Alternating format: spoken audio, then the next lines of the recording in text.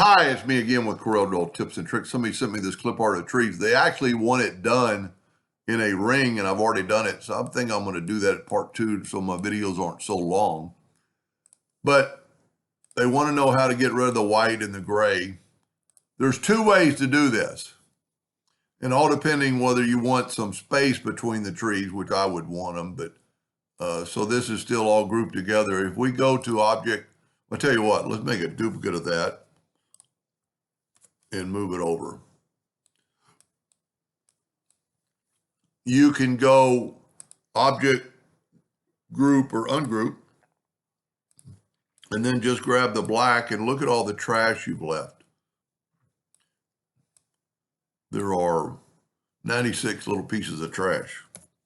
So there you go. You've got that. Now, if that doesn't ever work, and it did give you some of the interior parts still, if that doesn't work sometimes, you could take a rectangle and put it around those trees, use the Smart Fill tool and fill that in, nudge that over, and then fill in this. We'll actually use a different color so you can see it. And then by doing that, it got rid of all that trash. And if we left click, right click, this way is better if you want the spaces.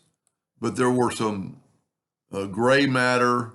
And so if you don't need the spaces and it just doesn't work sometimes, this is another way to do it. Making a bounding box basically is all you're doing. Or not a bounding box, but you're putting an outline around the outside. Now, if you'll stay tuned for part 2, I'm going to put this and show them how to do it around that reef. Hope that helped a little bit. Thank you for watching.